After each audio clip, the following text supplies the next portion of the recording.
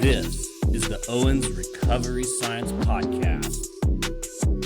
All right. Welcome back to the Owens Recovery Science podcast. Jack and I have hijacked the ship from Johnny Owens. It's been a minute. Our first podcast of 2025, longest hiatus I think we've had. And man, it's just been, I don't know, it's been a weird busy this year so far. We've had a hard time coming up with ideas for the podcast, but we also have changed our platform a little bit, so there was some of that kind of factored in. But nonetheless, we did not want to miss the Memorial Day podcast, so Zach and I are here to talk a little bit about Memorial Day this year. And then coming up next week, we're going to record a podcast on chronic ankle instability. So Johnny will be back. Those of you that just come from for him, I'm sure that there are people out there that he's been greasing the wheels, just to get them to get the clicks on the thing and rate us. I'm sure it's happening, but he'll be back, and then we'll get rolling here and start pumping out some of these podcasts for you guys to listen to. And I mean, if you want to watch us, which I can't imagine anybody would want to watch us, dude. I mean, honestly, what are you doing with your life if you want to watch our podcast on YouTube? But if you want to, hey, it's going to be on YouTube, and we'll have these fancy clips now on Instagram, that AI does it. You don't even really have to do much of anything. So that's cool. And here we go. So Zach, Memorial Day, man, is this year 4 that we've been doing this now? Or 5? 4 or 5. I forget. It's 4 or 5. I meant to go back and look because I actually kind of wanted to just sort of remember and kind of highlight some of the folks that have been on here. This year's going to be a little different. We didn't find somebody to come on and talk this year, which is fine, but it doesn't keep us from kind of accomplishing our goal each year, kind of setting aside a time to talk about Memorial Day and what it means, and trying to highlight some of the things that, we think might be kind of important given this day coming up, which, really ultimately is to honor those that have fallen in combat. So Zach, what were you? I always get it mixed up. I want to make you like the most badass sniper that there is. But then I remember how tall you are, and I'm like, it can't be. He can't be. That's right. You gotta. Surely a good sniper is taller than Zach would be. That damn 50 cal is like the same height as you, bro. Is probably taller. The 50 cal is probably taller. Yeah. But you can get into those small spaces though, dude. So I guess maybe I'd never really considered it, but maybe the elite sniper is a tiny guy. I mean, yeah. I mean, I guess we could start with maybe a funny story. Yeah, let's do it. Man, this is such a heavy day, Yeah. Let's start with a funny story. So, man, it was in early 2005. So the backstory of this that kind of leads into it, and I always tell people, Marines are just different. I think the military people in general are different, but the Marine Corps is definitely different. And the Marines that make up the Marine Corps, they're different people, it's such a family atmosphere. And in the sense of family it's like, man, you can dog and you can ride somebody, but no one outside the family does that. Like, they're not allowed to do that. Right. So right. My buddy, who he was originally going to be my spotter. This guy was from Macon, Georgia. So I was thinking, I'm like, dude, this is going to be the guy. Dude, he's like a hillbilly. We go to Iraq. Like, this is in the time of the portable DVD players that literally, like, you just fold open and put the DVD in and watch it that way. Dude, this guy's watching these DVDs of like hunting feral hogs with pit bulls, and the name of it was Dogs on Hogs. You would this guy's gonna be perfect. You would walk in, and this guy, he's got like a big old fatty of Copenhagen, and he's just like watching Dogs on Hogs. He's like, what? Another thing about this guy, he was the driver, because again, like, you're like, this guy, hillbilly country guy, this is who we need to drive the Humvee. So the Humvees, we didn't drive with white lights, like regular lights, like you drive with a vehicle when it gets dark. We had IR infrared lights, and we drove with nods or night vision goggles. And so the Interesting. Humvees don't have keys. They just have a switch, and it goes from like you just turn the switch to start and it kicks back to on then. So that's how it is. And then right below that is another switch that would switch your lights on, off, and to IR.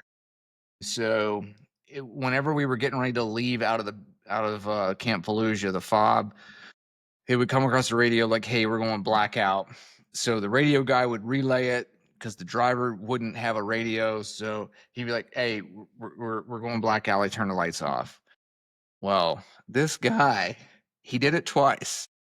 Instead of hitting the correct switch for the lights, he turned the Humvee off. And so the team leader is like, what is going on? Like, what are you doing? Like, come on, what's going on? So he starts yelling, whatever. He did it twice. He got demoted from driving the Humvees after the second time. And so I'm like, dude, this guy, he's gonna be my guy. He's like this country bumpkin. So we're like in the fall of the deployment, maybe close to winter, and he goes, dude, he's like, I'm gonna quit dipping. I said, no, you're not. Oh, no, no. you won't. No. This is not the environment that you're going to drop that habit, No. like guaranteed. So I always tell people, like, you get into like civilians are like, if someone says like, hey, I'm gonna quit drinking or I'm gonna do dry January, I'm gonna quit smoking, you're like, dude, let me know what I can do to help you. Like, Yeah, I'm everybody's on your team. encouraging you. No. That's great. Good for you. In fact, I said, no, you won't. And I'll make you a bet that you're not going to. So we made this bet. And at the time, it was just a bet between he and I. Within a few weeks, the rest of the team got in on this bet, and everybody was betting against him. And the bet was a steak dinner. So everyone's betting like, dude, you will start dipping before the end of the deployment. Now, fast forward to this mission. So what was going on? So there was two major interstates. It's kind of convenient because we always related it to what Atlanta looked like, and just living here now, it just makes it easier when I tell the story. But basically, we had MSR Mobile, which is a major supply route, and it went north and south. And then we had MSR Michigan that went east and west. And Michigan went through the city of Fallujah. Mobile that went north and south just kind of went on the outside and around of Fallujah. Getting off of Fallujah, or getting at that interchange, we called the Cloverleaf. It was one of the most deadly areas of Iraq when we first got there. Fallujah was very heavily fortified. So as time went on through the Battle of Fallujah and whatnot, like things just got better, but they were still planting IEDs. And so they would they were putting IEDs along MSR Mobile. And so what our group was tasked with was to basically set up snipers to wait and watch for someone to put an IED in. So it was myself and two other guys. My spotter was one. And I had the 50 cal sniper rifle. It was the Sasser, as a semi-automatic sniper rifle is what it stood for. But either way, basically, this gun was ridiculous. It was 36 pounds. The gun itself. Not only did you have the gun that it broke in half, so into an upper and lower receiver, but then you had the ammunition with that, and also I had an M4 that I carried as well, just in case we made contact en route to the hide site, whatever. So the M4 is basically fully auto AR-15, right? Isn't that right? So ours were fully auto. The majority of the military is just a 3-round. Like the selector switch goes from so like a semi 3-round burst to 3-round burst. Ours went from semi to full auto, but so that's what I patrolled in with, whatever. So there's 3 of us and we're patrolling in. I just happened to like look behind me, or just like you just check your rear and whatnot. You're scanning all the time. Dude, I fell into this ditch. dude, and the guy started laughing at me, and I'm like, dude, like, get me out of here. Like, dude, I am in this ditch. I fell down, like whatever. So as we keep on patrolling in, we get to this area, and we got there. It was a dried out stream bed. It was probably like 2 a.m. And we set up this hide site. It was a pretty slick hide site. We ended up having people walk in front of us the whole day long over the next day. And we had a goat come up and eat off the back of the hide site. We had a girl like walk behind us, never knew we were there. It was sweet. It was awesome. Either way. So we're like now probably close to 3:34 in the morning by the time the hide site gets built and all this stuff. The way it works is you start rotating people to sleep. And I'm there and I'm like, dude, I smell Copenhagen. And he goes, no, you don't. I said, dude, I smell Copenhagen. I said, you have a dip in. And he's like, no, I don't. And no, dude, you got to dip it. I smell it. And he goes, he's like, all right. I put a dip in. I said, all right, dude, mind you, like we're in the midst of a hide site having this conversation. And I said, dude, you lost the bet. But I was like, whatever you got to do to stay awake, man. Just stay awake. I don't care. And so, and that dude, as soon as we got back like the next day, the next night. So we were there we were probably there for 14 to 16 hours. And then by the time we got back to the vehicles, dude, like, I mean, the whole team knew. And yeah, so yeah. Well, and that smell is unmistakable too. Dude, you are not you're sneaking not a hiding, dip in close quarters and hiding that. Yeah, you're not hiding Copenhagen. But yeah, man, dude, this guy, man, there's so many. I mean, another one, man. This was in the midst of Fallujah. We were out in a sniper hide, and then you just hear a gunfight in the distance. I mean, this was a massive gunfight. I mean, it was to the point, man, you're like, dude, someone is getting after it, and someone is getting it. And I'm on the verge of working something up with an individual across the river, across the Euphrates, and we had basically like this CIA type plane that we would communicate with and whatnot. So we're watching this individual across the Euphrates, and then I'm in communication with my group, and it's basically like, hey, just stand by, drop that, don't worry about it. They're gonna monitor it. We're coming to pick you up. Basically, like Bravo Company got hit pretty hard, and what happened was they turned down the wrong road, and the insurgents were laid in waiting on them, and they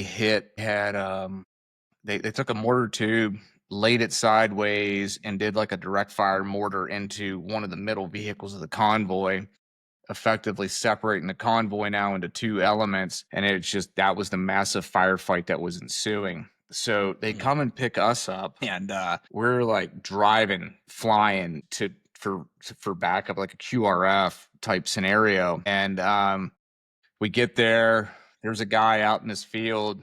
And I said, hey man, like laze me to that target, because we had a laser rangefinder, and he lazes it and he gives me a distance. He's like 117. I said, no, that dude is further than 117 yards away. I said, hit it again. He's like 115. There's no way. This guy's 115 yards away. So I pulled up, I took the shot. Dude, it was way off. It was way short. I said, yeah. Dude, you hit the asthma. Like, so the way we use Leicas, and so one side you hit a button and it gives you the distance. The other side, it gives you a direction of the target, because that's what we would use for like close air support and things like that. So when you're calling in air support, whether it's like a helicopter or a fixed wing, like you need a direction to the target. So I said, dude, you gave me the freaking direction of the target, man. I said, hit the other button, get me a distance.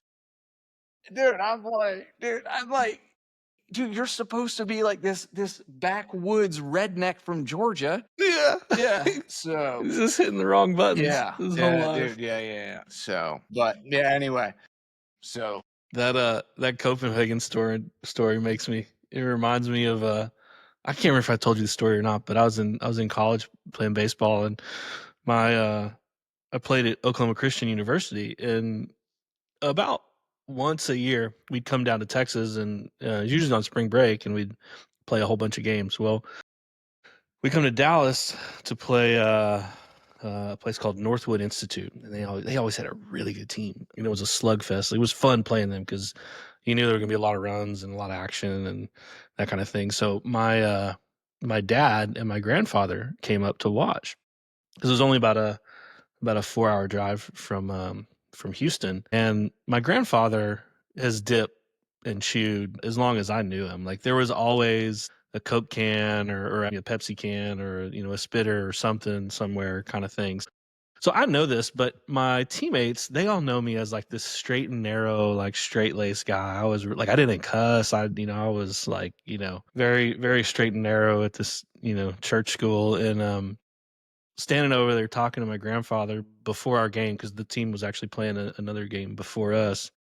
And he says, Kyle, any of these fellas on your team dip or chew? And I was like, well, yeah, I mean, of course. And it was funny. He knew I didn't somehow. So he asked me that, and I'm like, and he goes, you think they mind if I bummed a dip off of one of them? And I'm like, I don't think they'll mind it one single bit. I said, I go ask that guy right there. His name's KT. Was our shortstop. So now all these guys know me. They know who my grandfather is. He's been there a few different times, but none of them had really interacted with him much. So he walks up and he's like, "Hey, Hoss, mind if I bum a dip?" KT just like looks at him, and then he turns and he looks at me like, and I'm like, "Hey, give the man a tip. He needs his medicine." KT reaches in his back pocket and is right there, and he just hands him a can of Copenhagen. And my grandfather goes, "Oh, Copenhagen. I haven't coped in a while." KT nearly fell down. He was just, he would bring that story up, for the next year and a half or however long we played together, man. It was so dude. funny, but yeah, Yeah, those old that's country the boys, funny man. thing. So the thing about the military is, and anyone who's ever been in the military knows, contrary to what civilians think, it is not a well-oiled machine. There is a ton of standing around and not knowing what you're doing. So Flipping the wrong switches. whenever you stand around, like guys would literally, they would just pull out their can of dip and just start packing. Like, I mean, like it's just like it was between like packing their dip and then pulling out their knives and like flicking their knife open. I mean, you're standing around. Like, I couldn't imagine standing in the Kroger checkout like waiting on someone to go, and I just pull out a knife and just start slinging the thing open. It was, I mean, you wouldn't even think. I was just, We didn't need fidget spinners when we had Copenhagen and Skull. Like they were not. Yeah, you did not, man. You pulled out a can of dip and then you just started packing the thing. Gone are the days when guys would just snap it. That's it. Yeah. Even if you didn't dip, you knew how to do that. Yeah. It was just the thing. Too funny. I think you and I could probably tell stories from baseball and military for for hours. That'd be a whole podcast in and of itself, maybe. We might do an offshoot, one of these days of once the Owens Recovery Science podcast jumps the shark, Dak and I'll branch off, and I don't know what the hell we'll call it, but we'll figure something out, man. But let's talk Memorial Day a little bit. I think that, I don't know, for me, this podcast is special because, it's not talking BFR, so I don't have to read some stupid article or anything like that and get all prepared and sound sciencey and whatnot. But it also, highlights kind of a point in my history where there was something I just didn't know, and I was an idiot, but never really paid attention to the difference between Memorial Day, Veterans Day, whatnot. And, we were all I was pondering something for social media, and what I came up with was just stupid, like considering what Memorial Day actually means. And you and more you than Johnny kind of helped me understand that I didn't really understand what Memorial Day is all about. So specifically, Memorial Day is about honoring those people that have fallen in combat, serving our country. But as a former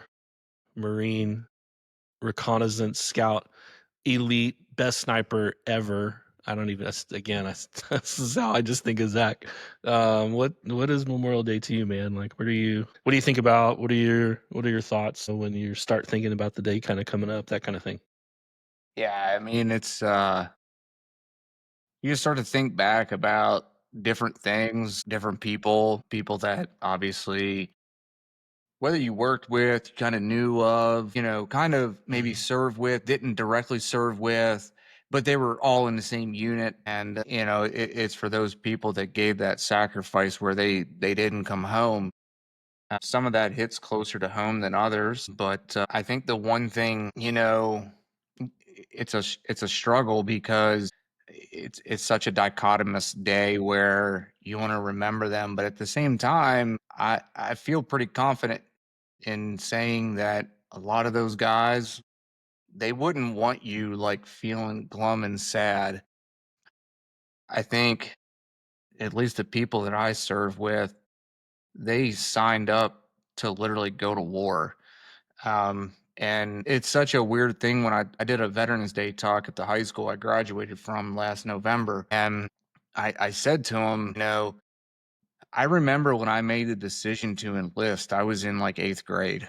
I knew like this is what I was going to do. So this was before 9/11, before any of that. I went to one of my best friends' homes around eighth, ninth grade. And we were sitting at their table and, parents and kids, they were talking like, hey, like, what do you want to do when you grow up type of a deal. And I said, man, I want to go in the Marine Corps. And I remember this guy, the dad, super close friend of mine to this day. He said, man, Zach, that's a real noble thing, but what are you going to do if a war breaks out? And I remember thinking at that moment, isn't that the point? Mm. And the people that I serve with, that was the whole thing. So I enlisted the summer before 9/11. I had 1 year of high school to finish. So 9/11 happens my senior year. From there, I go to boot camp. I didn't realize that. And Wow. yeah, so I'm in boot camp, and this whole time, man, like when Johnny has talked and he said about how there really wasn't a ramp up post 9/11 because the DoD and the Pentagon said, man, we had a huge ramp up in Desert Storm and Desert Shield, and it was a pretty big waste. Like we literally fought that war for a few hours and we were done. And that was the mentality of the military was, we're going to We're be just better than everybody. we're going to be in and out. It's going to be special operations, drone driven, minimal boots on the ground, like in and out. Mm. And so high school, I'm thinking like, dude, man, I'm going to miss this. Like, this is my chance. Like, this is it, like, dude, I'm missing my chance, the timing of all this, whatever. And so then go to boot camp, go to the School of Infantry, like SOI. And then I go to the reconnaissance, like the training. It was the recon training platoon. I go to that. And I remember thinking, like, man, like I'm going to miss all this. So, in fact, Mm. they were looking for people to leave that unit and go to the grunts, go to the infantry. So, the way that worked was when my main MOS was like an infantryman. So, in the Marine Corps, it was an 0311. That's what my basic training was after boot camp. Go to the School of Infantry. I was an 0311. Then from there, I passed this screening to go to this reconnaissance unit. Well, in between, like once you graduate the School of Infantry and then going to the recon school, you go to this training platoon. So I'm at this training platoon, and they're like, hey, like, the grunts need people, man. Like, they need bodies. So we're going to war. And I remember volunteering. I said, dude, I'll go. I'll go. And it just so happened, for whatever reason, didn't like however many people they needed, they didn't need me. And so I was like, all right. And I'm like, dude, I'm going to miss I'm going to miss the deal. Mm. So then Iraq happens. Iraq was March of 2003. And I remember thinking the same thing. I'm like, dude, I'm going to miss the boat. Like, and that was the mentality of everybody. Everybody was, we're going to miss it because like there was a MU, which was the Marine Expeditionary Unit. They're there. We're still going through training. There is no way we're getting in any of this. And I just remember like guys thinking like, man, like we're gonna miss all this. And it turned out that it really wasn't the case. We ended up being there a lot longer than what we had anticipated. So basically, training wise, went through the reconnaissance school and then did sniper school and then deployed. And then that whole my unit, there's basically 3 of our units within the Marine Corps. The first battalion is in California, second battalion is in Lejeune, which is what I was part of, and then third battalion is in Okinawa, Japan. And we were just on constant 7-month rotations. And so, guys, you're gone for 7 months. You come back for not even 14 months, because a portion of that is you go pretty much immediately go into a school phase where you're just, whether you're going to jump school, dive school, any advanced follow-on schools, and then from there you're doing a workup, and then you're redeploying, and that was the rotation. Yeah, man, it was a grind. Wow, man. I can't imagine. You said 8th grade? You knew? Yeah, man, Yeah. I was pretty much watched a movie, and it was like, yeah, man, that's what I wanted to do. And in fact, I mean, there's so many funny stories. What movie did you watch? Can you remember? Crazy enough, it was a movie called The Finest Hour, which was it was a Navy SEAL movie, and that was my whole thing. Like, dude, I was gonna go be a SEAL. The thing about the SEALs is the SEALs have the absolute best marketing. I mean, they should probably hire some Yeah. SEALs to go into these PT programs and teach them marketing and business 101, because if there is one group that can market themselves, it's Yeah. the SEALs. I mean, they're out there. Yeah. Whatever they Yeah. do, about it. I mean, Right. there's so many jokes. They're and the vegans spin-offs. of the military. There's so many jokes and spin-offs. It's like, there's 230 SEALs in Vietnam, and I met all 300 of them. Like there was that. There's like, there's a SEAL, a Green Beret, and a Marine that walk into a bar. The SEAL writes a book about it. Like there's just so much stuff. I mean, they market themselves quite well. That might be a course they have during Buds and Hell Week. I Oh, don't that's know. so funny. But either way. So I watched this movie, and then I remember we had this. There was the state police came into the school because they would do this program called like Camp Cadet. So it was during the summer for like a week. You could go like live like you're going through state police training or something like this. And I remember I went up and talked to this guy, and I said, "Dude, I'm thinking about like." When I graduate high school, I want to join the military. I want to be a SEAL. And then after that, I want to join the SWAT team. Guy goes, don't be a SEAL. And I said, why? He goes, dude, if you wash out of Buds, he goes, you're just in the Navy. He goes, you go join the Marine Corps. He goes, if you don't do what you want to do, you're still a Marine when you get out. And I was like, that's a valid point. And so that was pretty much it. And I mean, I did have my dad was in the Marine Corps, and but other than that, like I knew at a pretty young age, like that's what I wanted to do.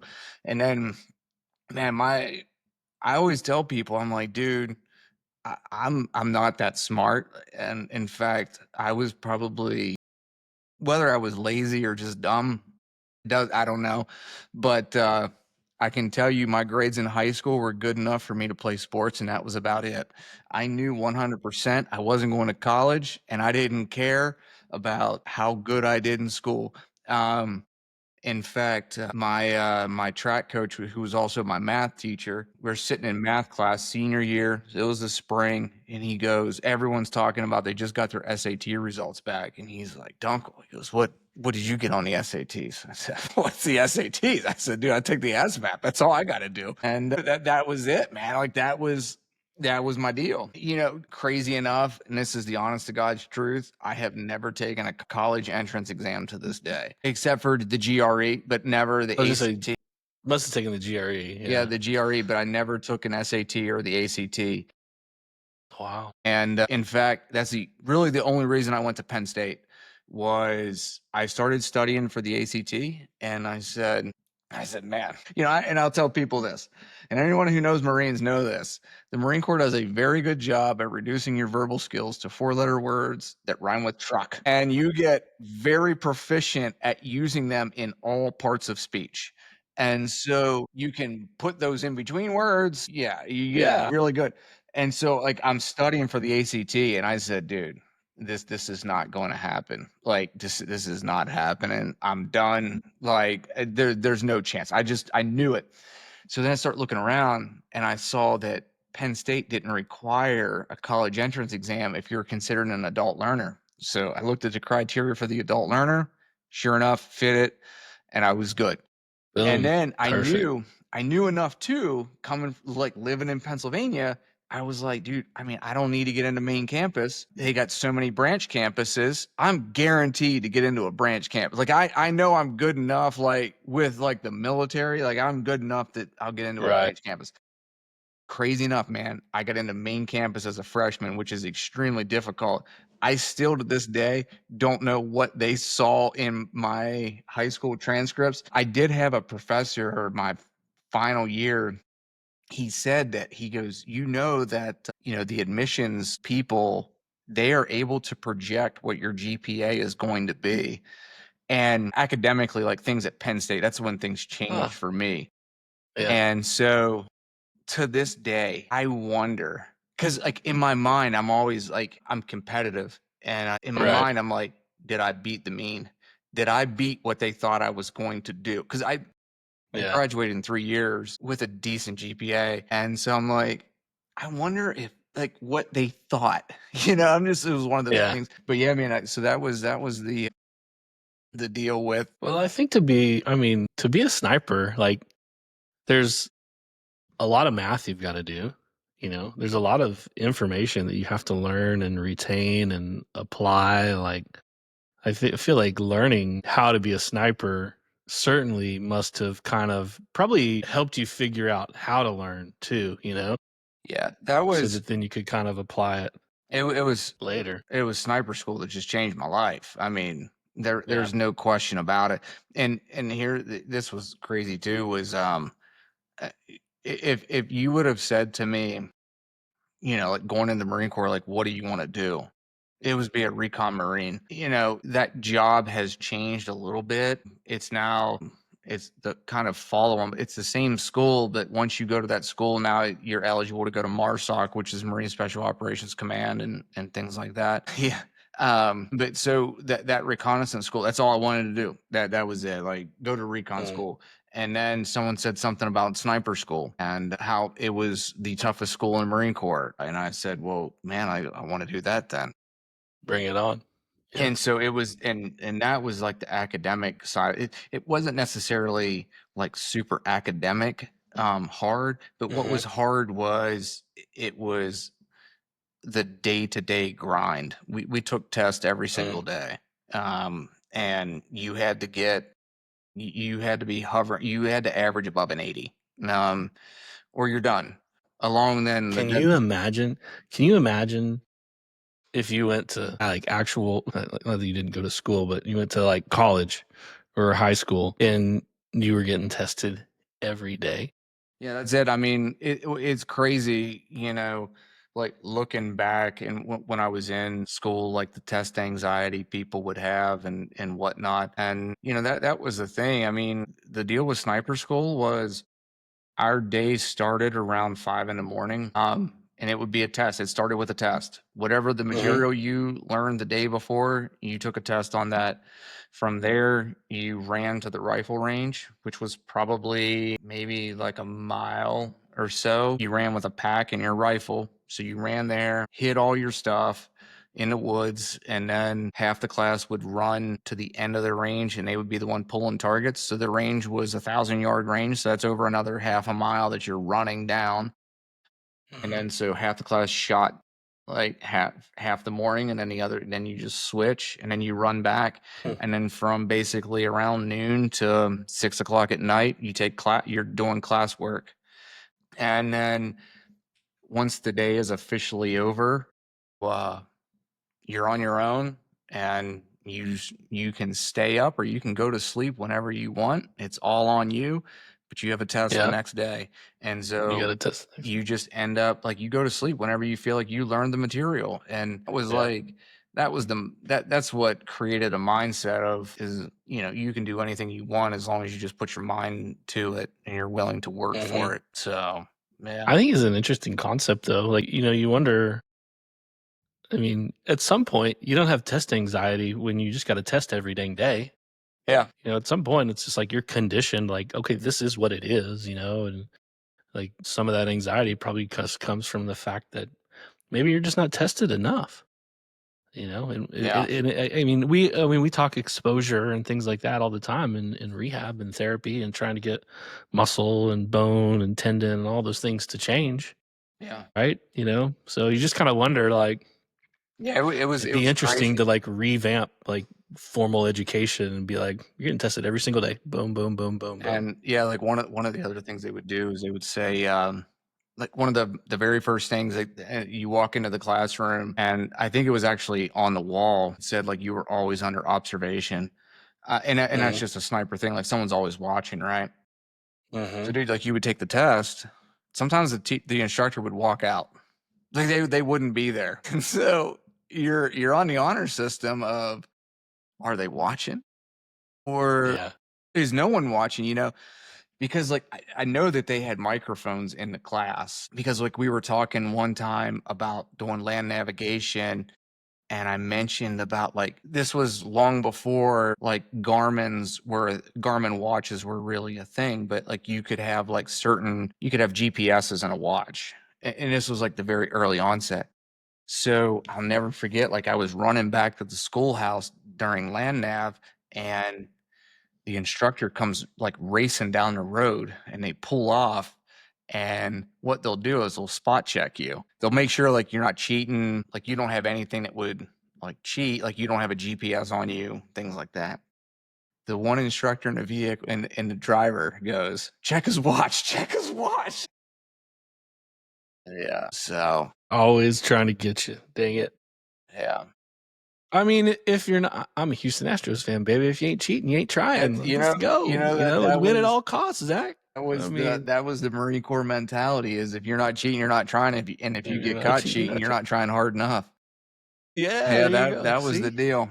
Yeah. I mean, there you go. I hear that. I understand that. Well, man, we don't have a guest this year. I didn't want to just kind of shout out the folks that we've brought on in the past, that have told stories about their friends, buddies, comrades that have died in combat. Like last year, we had Cameron on, who was awesome. Yeah. Did you get to meet him at CS? No. Dude, I thought you missed him. Dude, I need to send him an email. Cameron, if you're listening, buddy, hey man, love you. Thanks for coming on last year. He came by the booth, and I was talking to somebody, I think, and introduced himself. And he's a big dude, man. I think he's about 6'2". Like I didn't expect him to be that big for some reason. And I was like, but I was like, it was just chaos at the booth, and I don't even think you were there just yet for some reason. Anyway, and then he could see that we were just busy, and so he left, and so I didn't really get to chat with him at all, and I felt really bad about it, and I was hoping he'd come back by, but he didn't. But at any rate, he stopped by the booth, and that was cool to meet him. So we had him on last year. We've had Johnny Yellick on, who was a former patient of Johnny Owens. That guy was super fun and funny. And he does a lot of cool stuff, a lot of speaking stuff and things just around the country. We had Ryan Hendrickson. Hendrickson, I think is right. Yeah.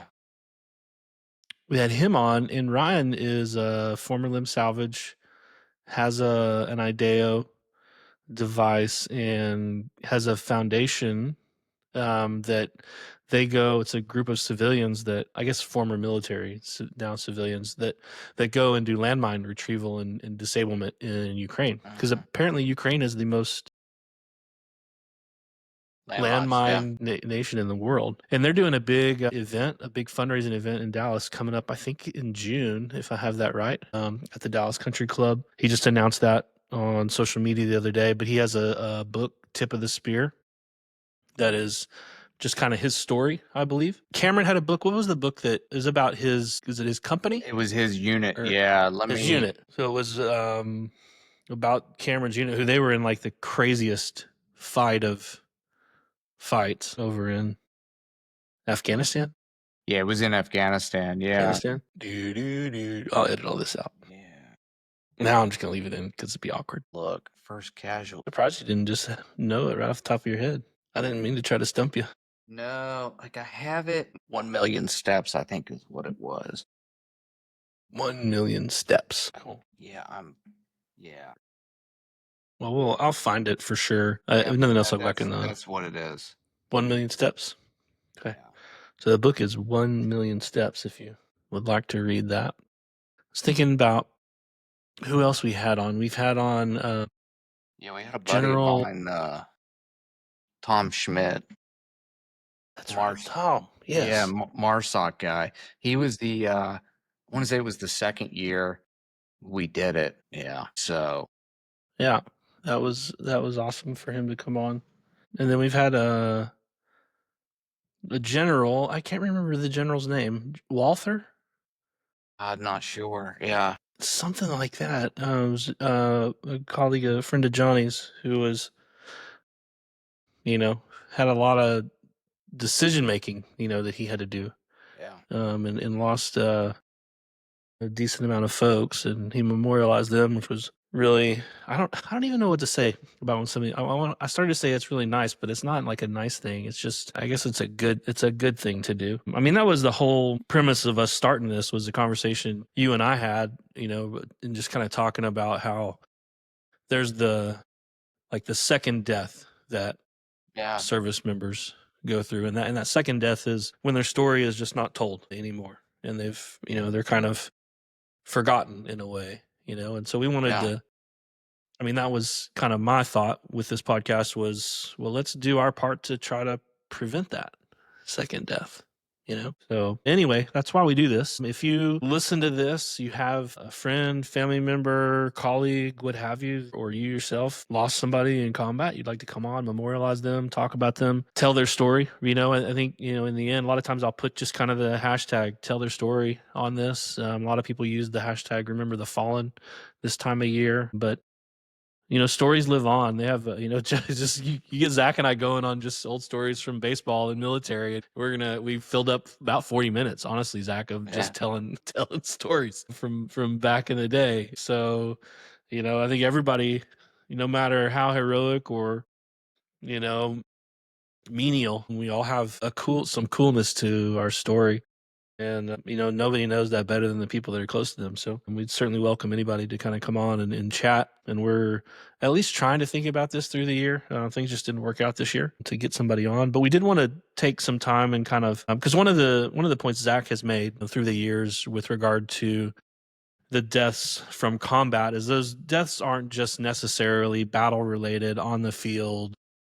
An explosive device goes off, something like that happens in a different country. Like, sometimes these deaths are suicides, in the mental health aspect of things. And that happens, unfortunately, way, way, way too much in our former service members. And so we want to make sure that we give voice to that. And we also have kind of put together like a list of charities that we wanted to just kind of talk about that do their part to kind of take care of service members, and in many of them specifically kind of taking care of like Gold Star families that have lost a service member in combat, but just in general, helping service members deal with the lack of belonging, I think is kind of probably, to summarize, the conversation we had off camera, Zach, the lack of belonging that you have to deal with. Yeah. And lack of purpose, I think, was also the thing that you had kind of said. Yeah, I think that's the tough thing is, especially I think on the service member side, because the suicide aspect is definitely multifactorial. It's not boiled down to one specific thing, and we certainly don't have answers as to how do we solve this crisis. But I really think there's a lot of good foundations out there that are trying to tackle the issue, and trying to get the messaging out. I'd say probably one that really comes to mind that the sole focus of the foundation is to deal with post-traumatic stress of combat veterans is it's called the All Secure Foundation, and it's founded by Tom and Jen Satterley. And Tom is a Delta Force guy, was literally just got to the unit right before Mogadishu. He was involved in Black Hawk Down and then has done numerous deployments, Iraq, Afghanistan during the GWAT.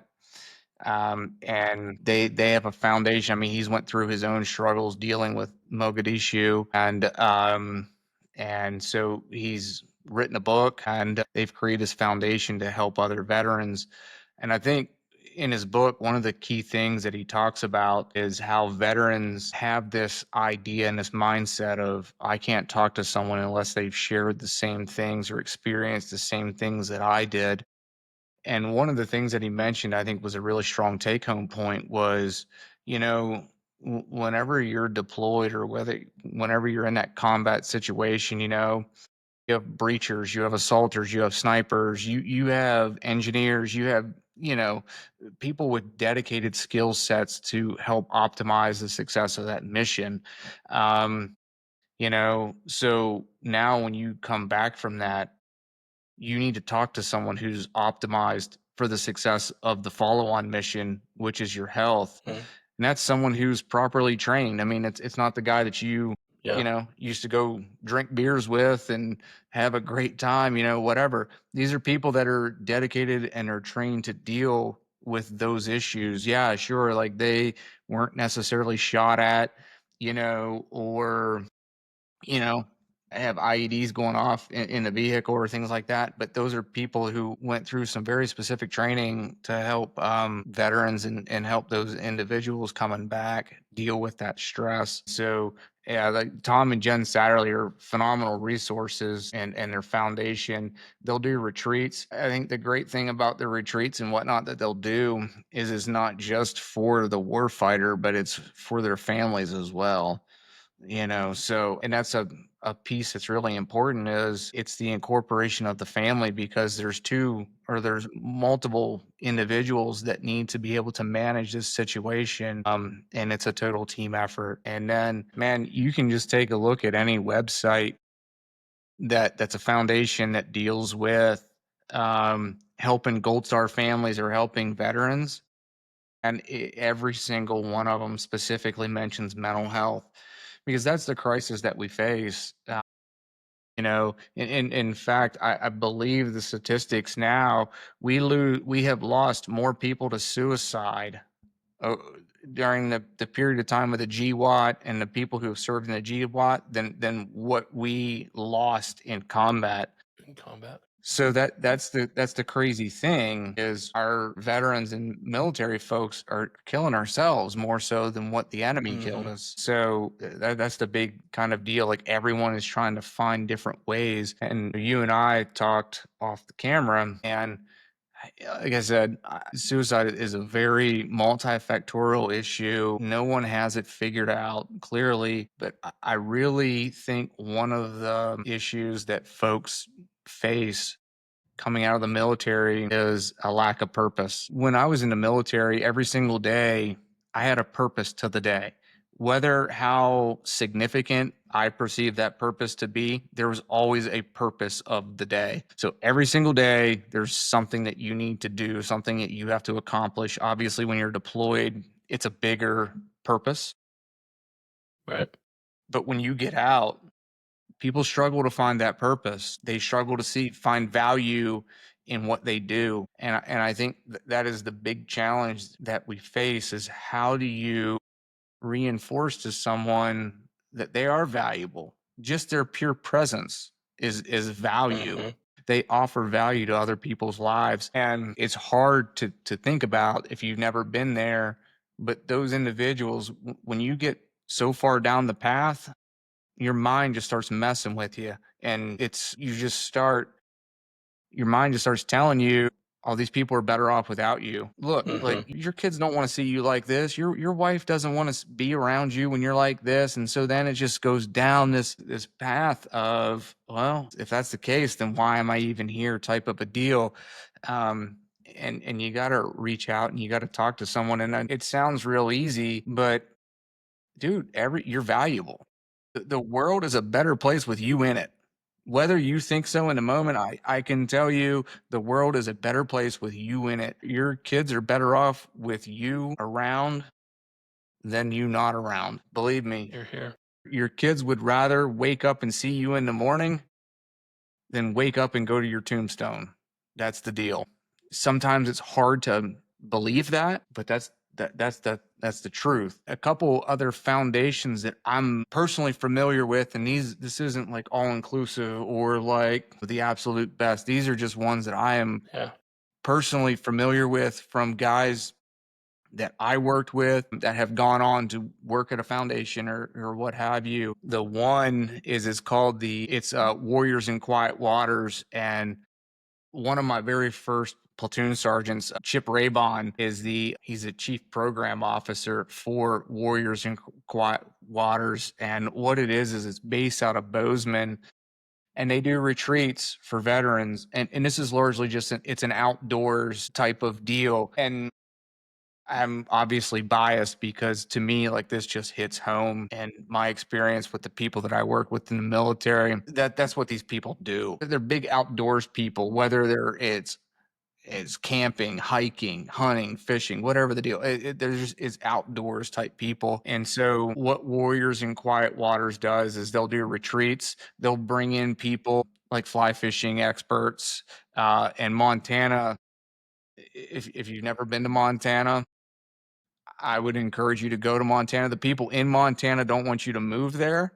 They want you to come visit, and then they want you to leave, especially the people in Bozeman. This is 100% accurate.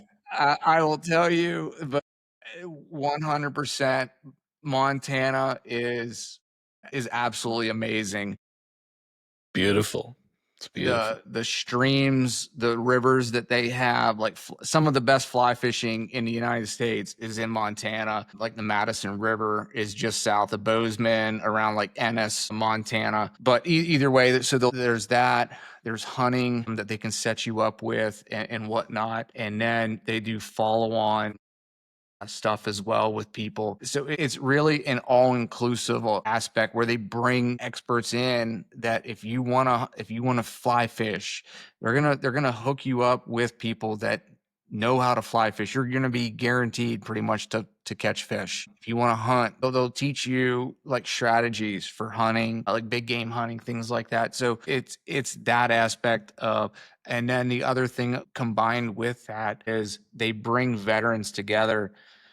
And I really think that is one of the best things that can be done. You know, like Kyle, you were just talking about telling stories. There's not much more that's therapeutic than you get a group of people around, especially if you share certain experiences and a certain background. You can tell those stories.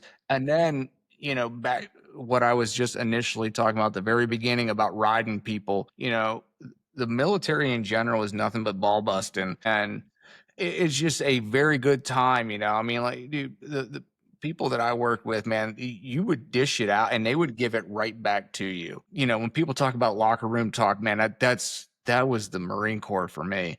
And you know, and it's one of those things that people are like, you missed the Marine Corps. And it's like, no, I don't really miss the Marine Corps. I miss the people that I worked with though. You're not finding those people. But anyway, you know, like I said, so the Warriors in Quiet Waters is an excellent group foundation that if you're struggling, if you want to try to find a purpose, it's a good group to connect with. You can do retreats with them and then follow on things like educational, therapeutic things that they can. Yeah, they've got a big team. I was looking at their website. They got a big team of people that, from counselors to I think even just like fitness people, diet folks. I mean, it's very kind of comprehensive, sort of teach you to take care of yourself however you need help taking care of yourself kind of thing, which, you know, I think is really wise because I think, you know, have you ever heard of the band Suicidal Tendencies? You haven't? Okay. So there's a band there. They were the original band that kind of meshed like punk rock and rap. So they're from like the Venice, California area. Their lead singer, a guy named Mike Muir, he actually lived in Camarillo where I live years and years and years ago. he was my patient, crazy enough. I can say that now because it's been long enough, and he wouldn't care, honestly. But I'm like doing the little H&P, and I was like, hey, what do you do for a living, man? And he was like, oh, I'm in a band. I'm like, oh, that's cool. I'm like, I go, he was super humble about it, and I didn't recognize him or anything. And I was like, it's I go, what's the name of your band? Like what kind of music, that kind of thing. And he goes, and now mind you, like I had like a little bit of fluff on my face, and I'm very like clean cut looking dude, physical therapist in this medical office. And he's like, dude, you're not going to know, like, you don't listen to this. And so I go, ah, man, try me, I've got actually my taste is pretty broad. And he was like, name was suicidal tendencies. I'm like, dude, of course I know, that band name. And so then, like maybe a few days later, I went on vacation. A few days later, one of my friends who is a huge like music guy he texts me, goes, dude, Mike Muir's our patient. I'm like, yeah, dude, I was wondering if you would recognize him. He goes, of course I recognize him. He was all offended that I. Anyhow, the name of the band pops into my head because I recall just, I mentioned the band's name to my mom one time, and she's like, oh my gosh, what an awful name. I go, really? I go, is it? Because don't we all at some level have some suicidal tendencies? Doesn't everybody do shit that's not healthy for them at some level, And so that's bringing it full circle. I think it's really wise of that company or that group, that foundation, to have all of those aspects kind of built in so that they can help people wherever they need that assistance. Because with the goal of improving their mental health, their personal growth, that kind of thing. Yeah. That's the thing is, I think on the mental health side, you can look at it like just physical therapy in general, right? Mm-hmm. Sometimes we get so sucked into one aspect of that and we neglect what else is going on psychologically, that factors that play into that contribute to what's going on, whatever. And I mean, it's such a two-way street of exercise can benefit the psychological aspects, and psychological aspects can benefit someone's pure motivation to exercise and want to do something. So yeah, I mean, that's the thing is, I think, I'm by no means a therapist, but I think being able to get with someone who can help you address issues and kind of where do we need to kind of, shift our fire, so to speak, from a military standpoint, like where's our fire need to be directed? Yeah. Well, just helping identify the problem, right? I mean, you got to know That's it. where the problem is, what the problem is before you can take care of it. Which brings me to a baseball thing. Come to think of it, I don't know if you saw this, but in my story the other day, I posted a reel of Oral Hershiser talking about how he really thinks the problem with baseball pitchers and they're blowing up their elbows and this is that they've got all these high speed cameras and they're learning how to spin the ball and this and that, and it's the high effort. And I was watching that and I was like, this he's an idiot. It was an Oral Hershiser thing, the guy that had. But I literally thought that to myself. Now, I think you know this, but my uncle was a bullpen catcher for the Houston Astros for 36 years, somewhere in there, 36, 37, 38 years, something like that. Long time. So he knows Oral. He's the one that told me Oral was an idiot. I didn't believe him. But then I heard Oral make that statement, and it was very clear to me that Oral doesn't know what the problem is. Like, he doesn't understand that the problem with elbows in baseball isn't with these big leaguers and these very elite folks. Sure, that's what we hear about on TV. The problem is all these kids that are barely in high school that are having UCL tears and surgeries to to fix their arms. And those kids aren't in the stinking, biomechanics lab refining their spin rate and doing all this stuff. It's just a function of training load and doing too much and not having downtime. And, so anyway, that's just where again, full circle, you got to have people that are good at identifying the problem. And then just because they can identify the problem doesn't mean they have the capacity to help fix it. Right. But, part of being a good professional is being able to recognize when this is not my skill, this is somebody else's. I'm good at helping to identify what needs to happen, and let me get you to this person who can help you with this problem, if you will. Yeah.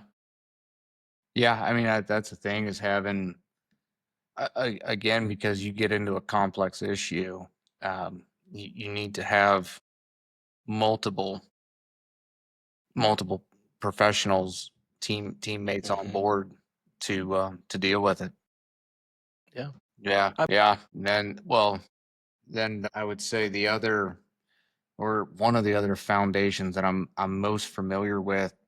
This is a unit specific foundation, and pretty much a lot of, when you get into like a specialized unit, a lot of those units have foundations that people have started. The Rangers have some. One of the more common one is like Three Rangers Foundation. I believe the SEALs have one. The Green Berets have one. Special Operations in general has one. But for my unit, there's two. One is the Marine Recon Foundation, and then the second is the Recon Sniper Foundation. With the Marine Recon Foundation, basically, the mission statement is to provide reoccurring emergency assistance to folks of the recon community, as well as families of those Gold Star, or the Gold Star families. So one of the things that they'll do every year is they do a recon challenge, and it's part to kind of a fundraiser that you can generate revenue funding from that. That will start then the Gold Star Retreat. So the Gold Star Retreat is always kind of begins with the Recon Challenge. The Recon Challenge is roughly a 26-mile kind of race out in Camp Pendleton. Pretty rigorous. And then all along the way, they will have stops, and I believe it's the challenges as part of that 26-mile race are named after the fallen recon Marines. So they'll do that as to memorialize those individuals, and then they go to Hawaii for a full-on retreat for the Gold Star families, and they've been doing that for, I don't even know how many years now. It's an annual thing that they do. And then the Recon Sniper Foundation, I believe, was started in 2015, and it's a foundation for recon Marines as well as scout snipers. They have the Recon Foundation as well, will support athletics. So for recon Marines, you can join the foundation, and then they will basically sponsor you for, if you want to do triathlons, if you want to do weightlifting, if you want to do shooting, whatever competition you want to do, you can basically start up a team, and then you can represent the unit while you're out competing as well. Okay. And then with the Recon Sniper Foundation, when I really came across them was after the Kabul airport attack in August of 26th of 2021. Pretty much as soon as that happened, they stood up a funding campaign to help raise money for those 13 service members who died in the attack. And it just so happened, one of the hunting companies that I buy pretty much all my hunting clothes from partnered with them, and that company is called Kuyu. They're actually out of I think it's Dixon, California is where they're based out of, and they match donations up to $25,000. And so it's just like the foundations, I like, it's dedicated for recon Marines or recon scout snipers, but they raise money for military Gold Star families or military folks in general to help them in times of need, in times of struggle, such as that. And then that kind of gets into spinoff of companies like KUIU that partner with these foundations, and they will give proceeds of sales to those military foundations. So, one of the things that I've become more aware of over the last few years is supporting companies that have a vision that supports my vision. And so, a company like KUIU that will give money to Gold Star families or partner with a specific foundation, I think is great, because it's those smaller foundations that you're probably never really heard of that are a lot more connected with individuals. They have a lot less bloat and a lot less overhead. So your money is going to that, whatever they say they're doing, that's where your money's going. They're not going for salaries of executives and whatever. So, if you're really passionate, say, about Rangers, for example, or Green Berets, or whatever military aspect it is, I guarantee you there's foundations out there, and those foundations are very well connected with those units. And that's what I would really encourage you, to seek out. One of the other hunting companies that's based out of Bozeman was Sitka. And Sitka, the last 3 years, all their sales, whether it be on the website or in their stores, on Memorial Day, they have given all proceeds from that day to the Folds of Honor. And the Folds of Honor is a website or a foundation that specifically provides educational opportunities to spouses and children of Gold Star families. And I want to say that is education from kind of pre-K, kindergarten, the whole way through college. Just foundations like that. They do. Folds of Honor is pretty popular, but other ones you may not have heard of. And so just seeking that out. Yeah. See, I've heard of them, and I think it's worth saying, like, we're just kind of highlighting groups that we're familiar with, like there's, and like you said, I think you're 100% right that, these smaller groups that are a little bit more connected on different levels, you kind of know where your money's going. But that's not to say that these bigger groups, like you think of Wounded Warriors, I think, is it Wounded Warriors? So, like we need those kinds of groups too, because they can accomplish like big things that are important, and they're definitely more community facing, and bring kind of awareness to stuff that might not otherwise get attention, which is valuable too. I'm sure there's people out there that just want to wear the t-shirt, but there's plenty of good that those groups do as well. But and I would say, like, just even supporting some of these groups, like a lot of them have cool t-shirts. Just go buy a t-shirt, and like that goes to the company. Like I was looking at, I think, Satterley's t-shirt. I'm like, that's a cool shirt, like I would wear that. I mean, it brings awareness. There's no better marketing than a good freaking t-shirt, That's just it. not. Like you look at like that All Secure, their logo, Yeah. and Their logo is cool. it's pretty cool. And then the thing of it is it has a story behind it. So It has a story. you look into it and you're like, oh man, like not only is it a pretty cool logo, that's like something I would wear. And then you're supporting a cause, and it's I think it's a worthy cause. 100%. 100%. I'm familiar with one group that I wanted to share. I'm only familiar with it because my uncle supports them. It's a group called Headwaters for Heroes. They are based in like kind of the hill country of Texas. So they do a lot of like hunting, fishing type stuff as well, Zach. Specifically focused on, wounded veterans, Gold Star families, that sort of thing. And they have a big event every year where they have like a skeet shooting and all this other stuff, and they have a barbecue competition. We had to work in the barbecue somewhere, dude. Come on, man. We had to get it in there. But they do lots of fun stuff. My uncle, who has a big ranch in Texas where he runs hunts and different things, so some of these guys have come and hunted on his place. He supports them, so I wanted to shout them out on his behalf and just put it out there. There's another group to just maybe look at connecting with if you need to connect with somebody or somebody that needs some kind of connection and help. Another group that's trying to do good work and seems to be kind of focused on the right things. So Headwaters for Heroes. We'll put all this stuff in our show notes along with whatever info we think is pertinent pertinent, but also doesn't just overwhelm you. I get overwhelmed at the menus at Cheesecake Factory and things. So, I try to be informative and concise. Yeah. Did we cover everything, Zach? Is there anything else you wanted to talk about, man? Yeah, man. I mean, I think on, so. or- I think we hit.